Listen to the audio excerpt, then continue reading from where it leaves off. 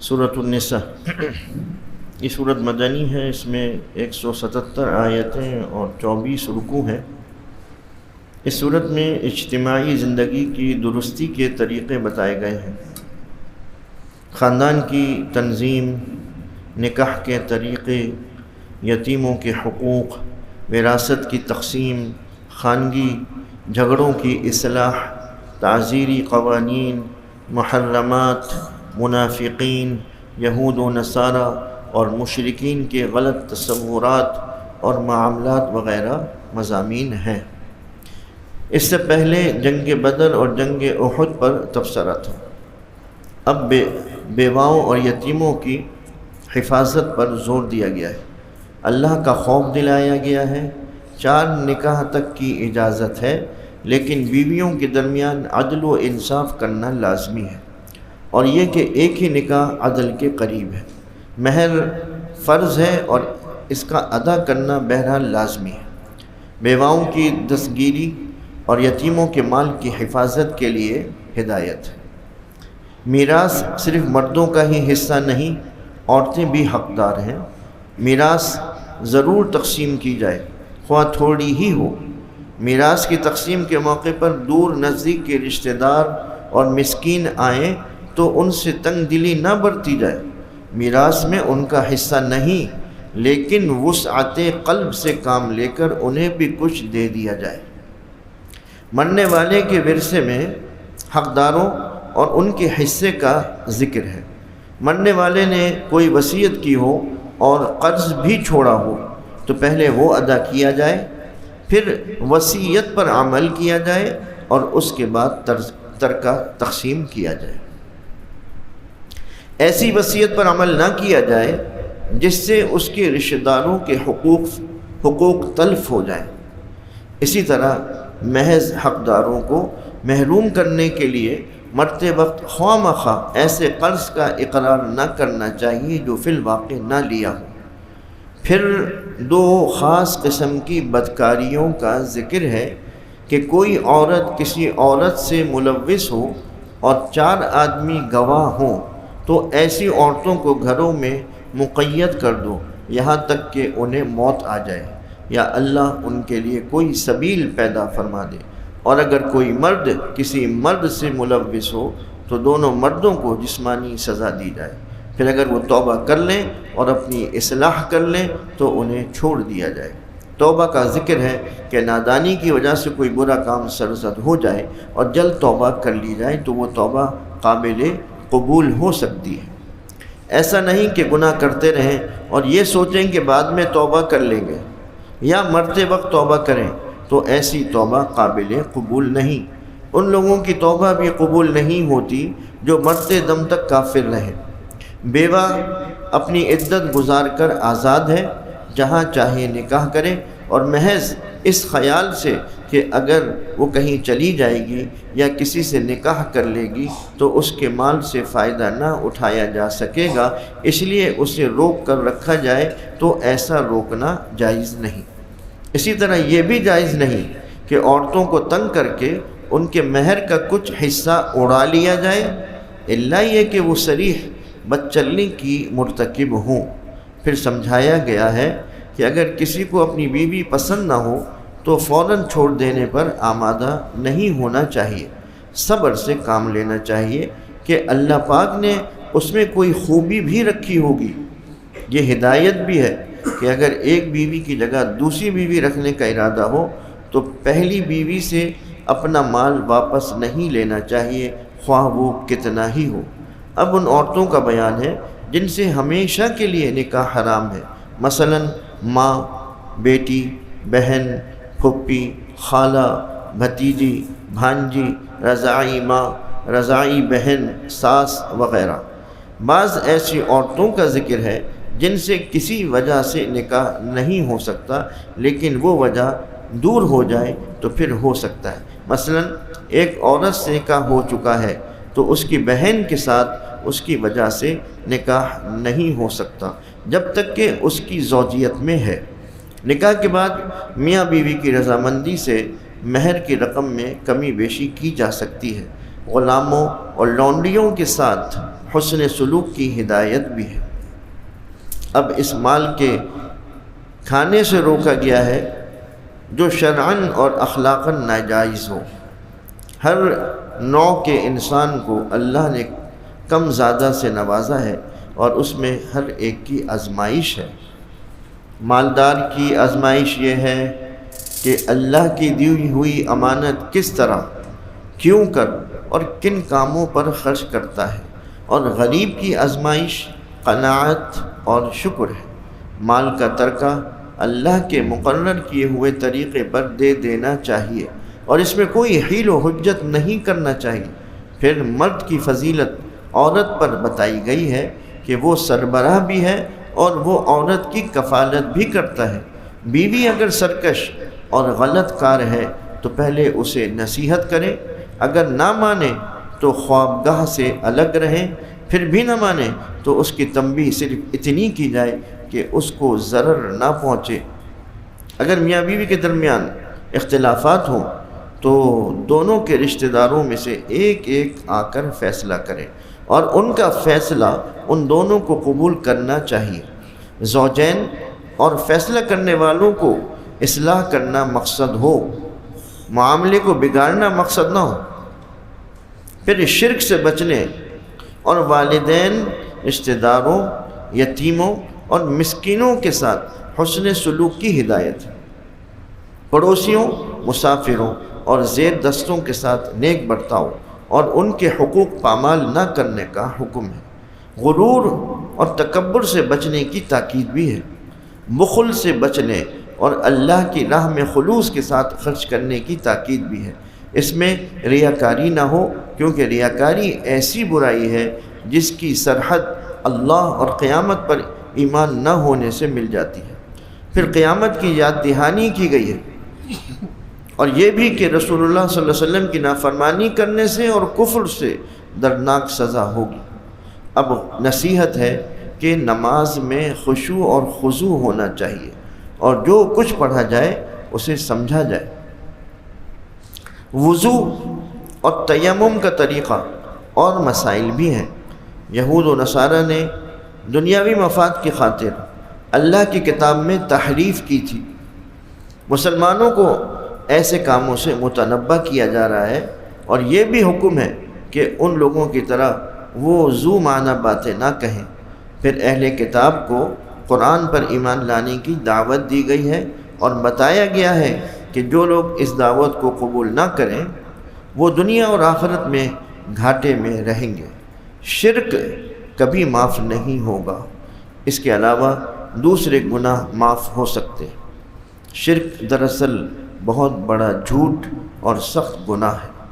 اب بت پرستی اور بخل و حسد سے بچنے کا حکم ہے اور امانت داری کا تقاضا یہ ہے کہ جو شخص جس بات اور جس چیز کا اہل ہو اسی کو وہ چیز دینا چاہیے۔ انسان اگر اپنی اور کائنات کی تخلیق پر غور کرے تو وہ اس نتیجے پر پہنچ سکتا ہے کہ خدا کا یہ حق ہے کہ اس پر ایمان لایا جائے اور اس کی اطاعت کی جائے، اور اس کا حق ادا کرنا ہو گویا امانت کا ادا کرنا ہے، کیونکہ انسان کی پیدائش کا مقصد یہ ہے کہ وہ اللہ کا خلیفہ بنے اور خلافت کی ذمہ داریاں امانت ہیں، ان میں خیانت نہیں کرنی چاہیے اور خدا کی بتائی ہوئی راہ سے نہیں ہٹنا چاہیے، اور رسول اللہ صلی اللہ علیہ وسلم کو رسول ماننے کا حق یہ ہے کہ رسول اللہ صلی اللہ علیہ وسلم کی اطاعت کی جائے، ورنہ یہ رسول سے خیانت ہے۔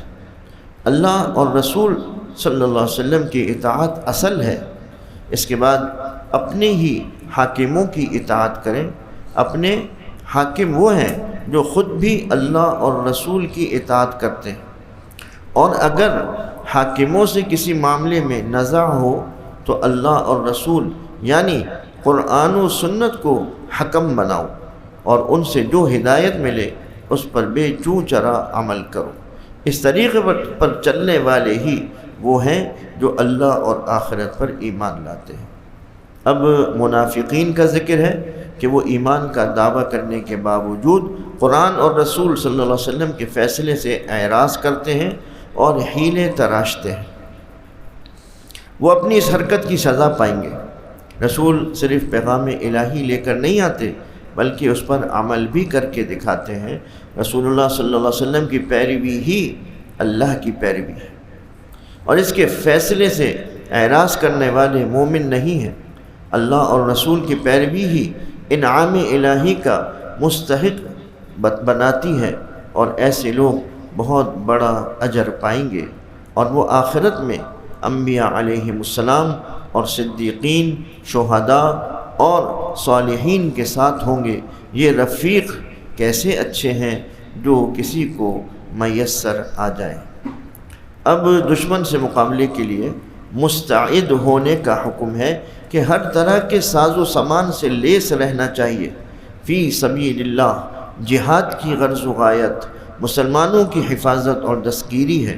اللہ کے لیے اپنی جانیں قربان کرنا ہی اطاعت اور قوانین الہی کے تقاضے ہیں۔ جہاد سے بھاگنے والوں کی مذمت ہے کہ موت اور زندگی صرف اللہ کے اختیار میں ہے۔ انسان خواہ اپنے آپ کو کیسی ہی مضبوط عمارت میں محفوظ کر لے، موت اپنے وقت پر آ کر رہے گی۔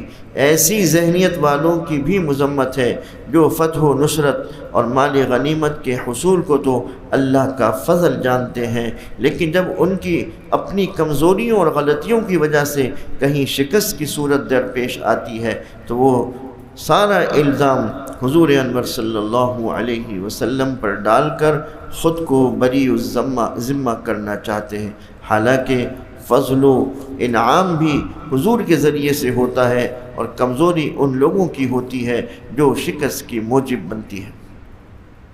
یہ ساری حرکتیں منافقین کی تھیں جن کی ریشہ دوانیوں سے ہوشیار رہنے کی ہدایت ہے۔ کلمت اللہ کو بلند کرنے والے لوگ اپنی جانیں قربان کرتے ہیں۔ ایسے مومنین کو جو مخلص ہیں اور رضاء الہی کے طالب ہیں، صبر و ثبات کی تلقین کی گئی ہے۔ پھر حسن معاشرت کا ایک اصول بتایا گیا ہے کہ افواہوں پر کان نہ دھرو، پہلے تحقیق کر لو پھر دوسرے مسلمان سے کہو۔ جہاد پر عمل کرنے والوں کے ساتھ اللہ کی فتح و نصرت ہوتی ہے۔ حسن معاشرت کے سلسلے میں یہ بھی تعلیم ہے کہ اگر کوئی سلام کرے تو بہتر طریقے پر جواب دینا چاہیے۔ اب ہجرت کی تلقین ہے کہ وہ سرزمین جہاں مسلمانوں پر اسلامی زندگی گزارنی دوبھر ہو جائے چھوڑ دی جائے، لیکن اس نیت سے کہ دوسری جگہ وہ اسلام پر عمل کریں گے۔ یہ مسلمان ہونے کی پہچان ہے۔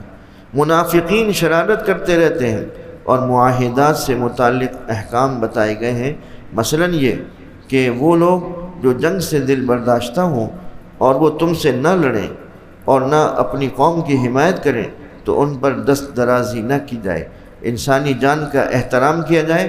بتایا ہے کہ ناحق کسی کا قتل کرنا سنگین جرم ہے اور آخرت میں سخت ترین عذاب کا موجب ہے۔ عمدن قتل اور غلطی سے کسی کو قتل کرنے سے متعلق احکام ہیں۔ یہ بھی حکم ہے کہ جہاد کے لیے نکلنے کے بعد دوست اور دشمن کی تمیز ضروری ہے۔ یہ بھی ارشاد ہے کہ اگر کوئی شخص بڑھ کر تمہیں سلام کرے تو فوراً یہ نہ کہہ دو کہ وہ مومن نہیں ہے، بلکہ تحقیق سے کام لو۔ پھر مجاہدین کا درجہ غیر مجاہدین سے بہت بلند بتایا گیا ہے، البتہ اندھے، لولے، لنگڑے وغیرہ معذوروں کو مستثنی قرار دیا گیا ہے۔ اب ہجرت نہ کرنے والوں کے لیے یہ بہانہ درست نہیں کہ مخالفین اسلام نے مجبور اور بے بس کر رکھا ہے۔ ایسا صرف اپنے نفس، اپنے خاندان اور اپنی جائیداد اور دنیاوی مفاد کی محبت کی وجہ سے ہے۔ جب وطن اور اسلام کے درمیان عداوت ہے تو ایک مسلمان کو وطن چھوڑ دینا چاہیے۔ جو لوگ اللہ کے لیے ہجرت کرتے ہیں وہ اپنے لیے اللہ کی زمین وسیع پاتے ہیں۔ معذوروں اور بچوں کے لیے ہجرت عدل و انصاف کی تلقین ہے۔ توکل بھی اللہ پر کرنا چاہیے۔ اب سفر کی حالت میں نماز قصر کے احکام ہیں۔ صلاۃ خوف کا ذکر بھی ہے کہ عین جنگ کے وقت نماز کس طرح پڑھنا چاہیے۔ نماز بہرحال کسی حال میں نہ چھوڑی جائے اور نماز کی پابندی ضروری ہے۔ نزول قرآن کا مقصد بتائے ہوئے حضور انور صلی اللہ علیہ وسلم سے ارشاد ہے کہ لوگوں کے درمیان اللہ کے بتائے ہوئے طریقے کے مطابق فیصلہ فرمائیں اور کسی کی بے جا طرفداری نہ ہو، محض خاندان اور قبیلے کی عصبیت میں مجرموں کی حمایت نہ ہو، انصاف کے معاملے میں تعصب روا نہیں، مسلمانوں کا کام حق کی شہادت ہے اور یہ ہرگز دیانت نہیں اپنے گروہ کے آدمی کی حمایت کی جائے جبکہ وہ حق پر نہ ہو، اور دوسرے گروہ کے آدمی کے ساتھ بے انصافی کی جائے جبکہ وہ حق پر ہو۔ منافقین اپنی ریشہ دوانیاں لوگوں سے تو چھپا سکتے ہیں لیکن اللہ سے نہیں چھپا سکتے۔ اللہ ان کے ساتھ اس وقت بھی ہوتا ہے جبکہ وہ راتوں کو چھپ کر اس کی مرضی کے خلاف مشورے کرتے ہیں۔ بہتان کی بھی سخت مذمت کی گئی ہے۔